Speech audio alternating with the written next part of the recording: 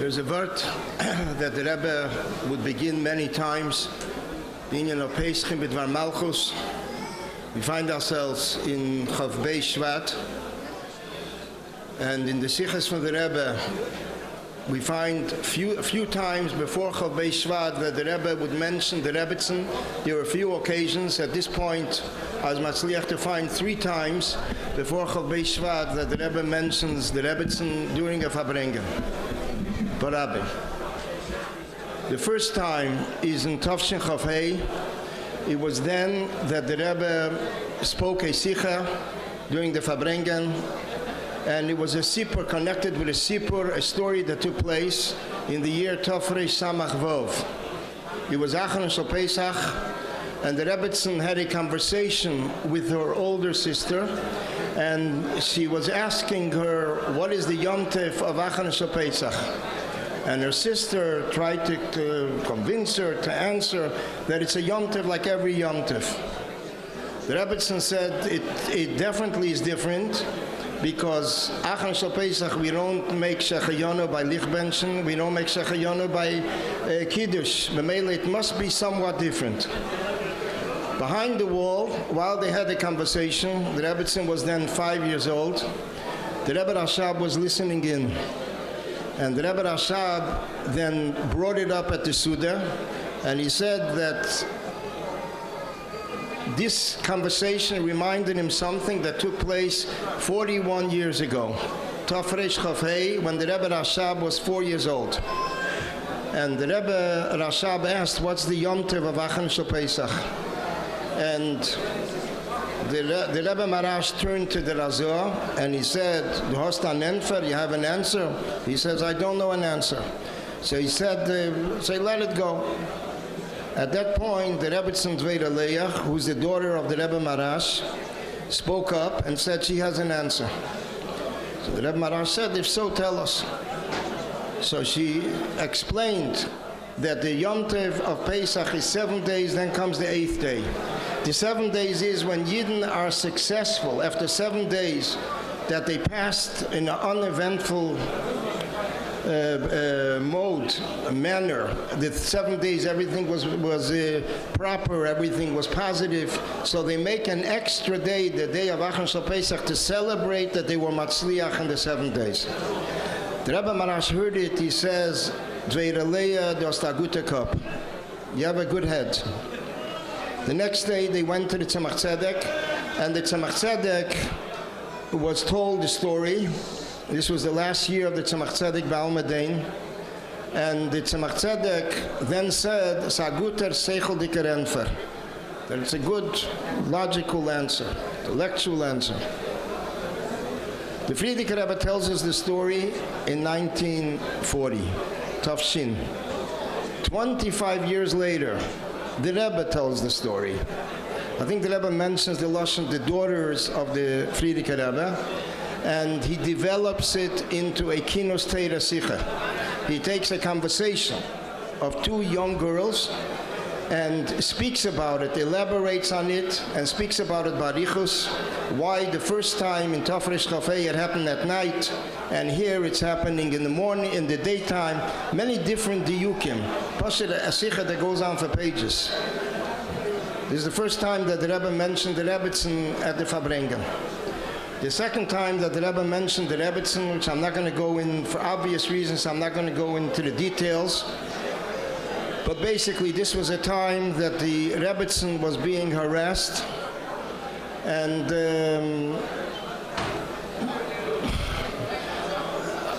I'm not going to even express the words, but basically it was a time that the Rebbitzin was traumatized. And as the Rebbe then said, b'negea to the situation that was taking place then, that Sarachmanes of mein Balaboste. The Rebbe says, Sarachmanes on my wife. This is what the Rebbe mentioned by Farbrengen, Vayakel Tafshin Lamed Hei. The third time that the Rebbe mentioned the Rebbitzin was Tafshin Lamed Hei. Tafshin Lamed Tes, Chukas. The Rebbe was speaking then about Be'er Shel Miriam. And the Rebbe mentioned the Aloch in Shulchan Aruch that Meitzoi Shabbos, there's a custom to draw water And because since the Be'era Shal Miriam makes her rounds around all the Be'eres and Mayones, so when a person drinks from that water, Meyad Misrape Mekol Tachaluav, they get cured immediately. This is what the Alter Rebbe says. And the Rebbe mentions that not like the Ramah writes, V'leiro isi min exer. The Ramah adds, I didn't see this custom. The Alter Rebbe does not say it. Right after that, the Rebbe smiles, and the Rebbe says, Ich habe es nicht gesehen bei meiner Keres Habayis, ich habe es nicht gesehen bei der Schwieger unser zu leben, ich habe es nicht gesehen bei der Schwieger uns allem zu leben. I didn't see it by my wife, by the Rebbetzin. I didn't see it by my mother-in-law. I didn't see it by mother-in-law of my mother-in-law, who is the Rebbetzin Sterne Sora. These are the three up till that generation that the Rebbe met. And the Rebbe concludes the Sikha with a bracha that it should be a healthy week. Begashmias, Beruchnias. A few years ago, I heard a little addition to this story. The Rebbetzin was then in the library. And somebody went in, Weiss right behemshach to the Sikha, and they asked the Rebbetzin, does she draw water Mitzvah Shabbos?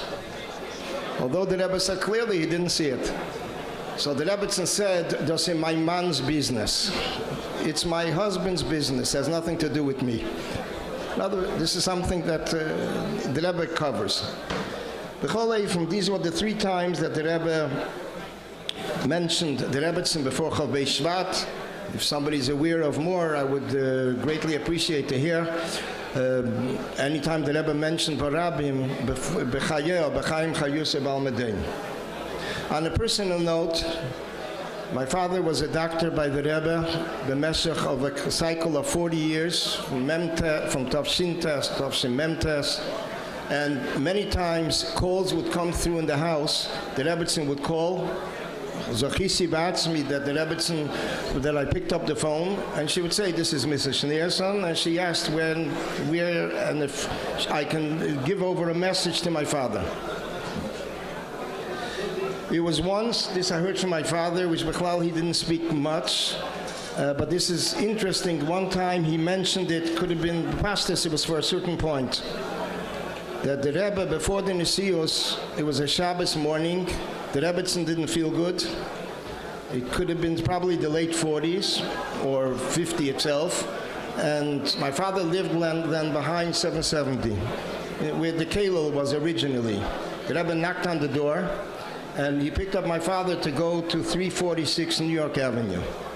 My father tells me when they went into the hallway of the building, the Rebbe told my father not to take off his scarf yet because there's no Erev in the lobby. This is what he told me. This is one of the inyanim that he told me from then, which was interesting. I heard very little b'chlal from my father. It was after the chassan of my parents that the Rebbetzin asked if she can see the album, she can borrow the album for a night, and to return it the next day. We always knew, this is as Chassidim knew, that whenever the Rebbetzin asked for something one night, it was obvious that the Rebbetzin wanted to review it with the Rebbe. The Rebbe was Masada Kedushin at the wedding. The Rebbe spoke a Sikha. The Rebbe was Magia de Sikha in Tafshin Nun.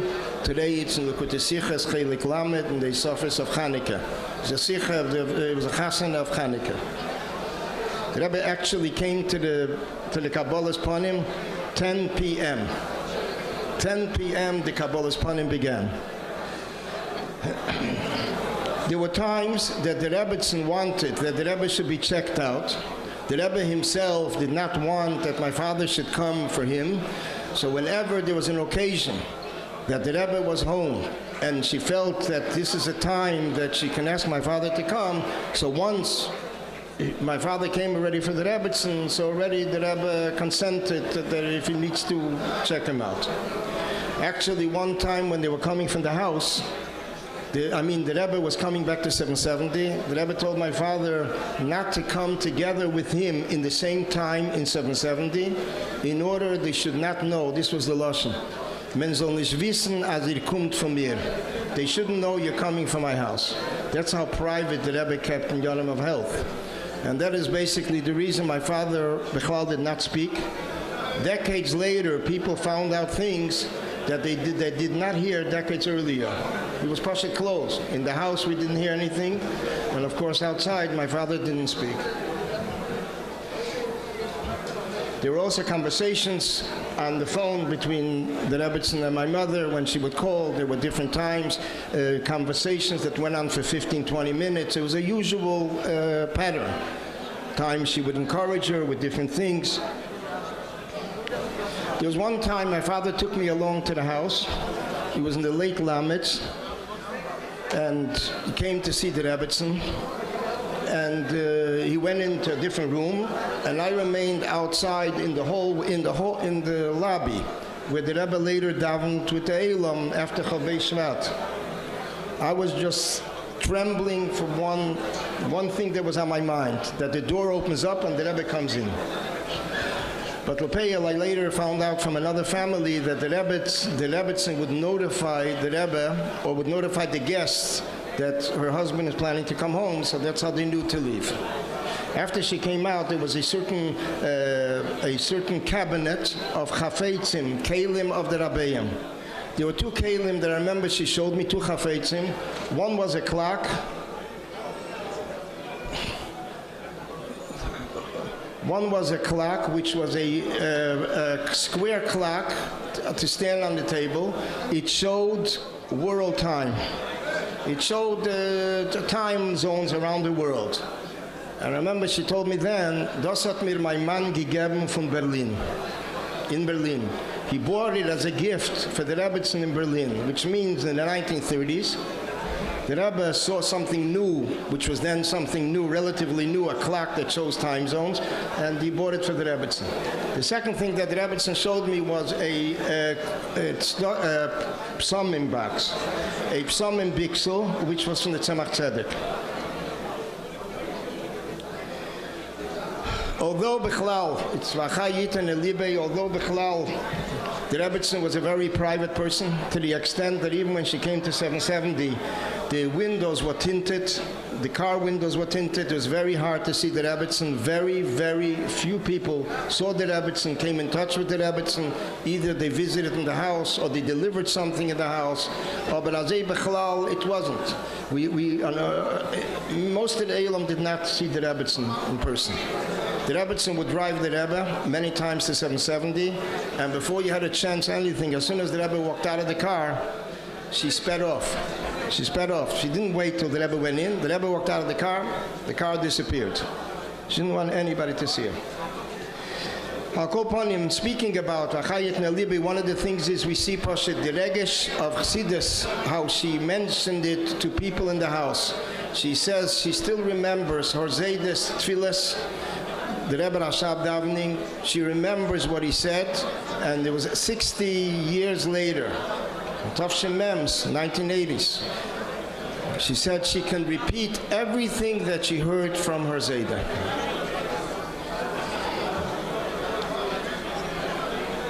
Al Zinyonim of Chassidim, an interesting story that I heard tonight. There was a time that the Rebbetzin needed a nurse to help in the house, an attendant, and she needed immediately. And they asked her, what's the rush? In 50 minutes, we can send over a girl from a family which was close to the Rebbetzin, a daughter, she'll help. Says, no, I need Dafka, a nurse. And my husband is waiting, he's not going to 770 till the nurse shows up. And she says, I am very, I don't remember the Lashon, I have present mercy on every moment that my husband could be with Chassidim and Chassidim could be with her husband. And Memela, she cherishes every moment and she doesn't want to take away his time. And therefore she needs it immediately in order that the Rebbe should be able to return to 770. Another inyan, which is the inyan of sensitivity, inyanim of delicateness that we saw by the Rebbetzin, is a story actually that my mother heard from the Rebbetzin, that the Rebbetzin herself told her. And that was a story of Benegiyat, that there was a time once she was driving, and while she's driving, she saw my father was walking in the street, and she saw, it seemed to her that he felt depressed, that he was very down, he fell down, and she felt she wanted to go out and give him some chizuk, uplift him a little. The next moment, this is what she says, the next moment she realized it could be that he's thinking about something and she does not want to disturb him. So she was machlit not to go out of the car. So here you have a person with a sensitivity, with a thoughtfulness. On one hand, she wants to go out to speak with him. On the other hand, she realizes she may be disturbing him. And she decided instead not to do it.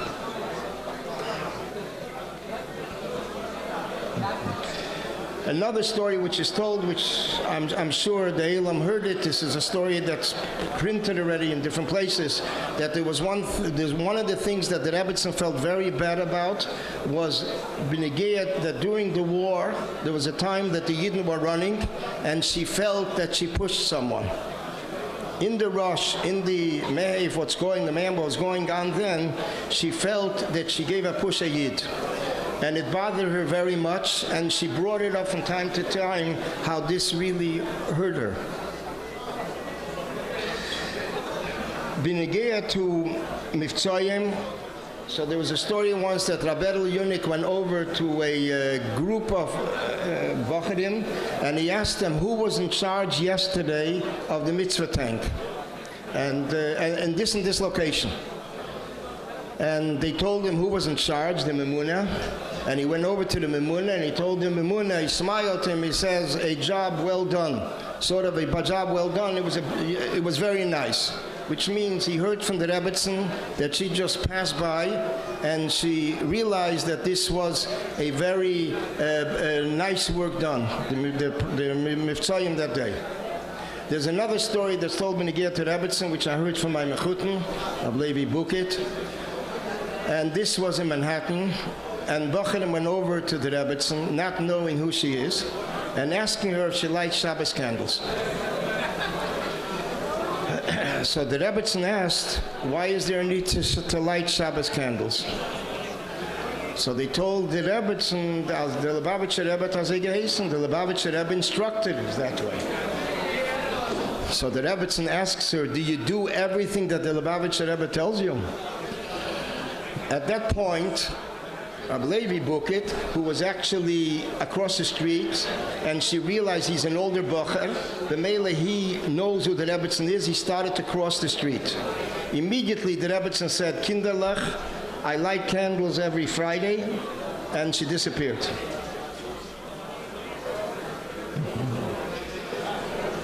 There was once a nurse who came to the house, and she realized there was an emergency by the Rebbetzin, and she realized that she forgot something. She has to go back to pick it up. When she's running back, Rab Nachum Pinson meets her and says, where are you running? She was the nurse, Faye, she was the steady nurse, said, I forgot something and I have to rush back. He gave her a ride, and he brought her back to the Rebbetzin. The Rebbetzin asked what was going on, and she told him. She told the Rebbetzin. So the Rebbetzin said, make sure you go back to him and thank him for it.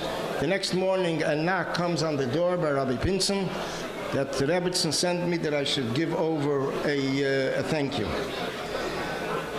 There was one time that basically there was it was a Friday night, and Bocher, who ate on the block of President Street, on the Rebbe's house, he was a Bocher, then he ate by someone else.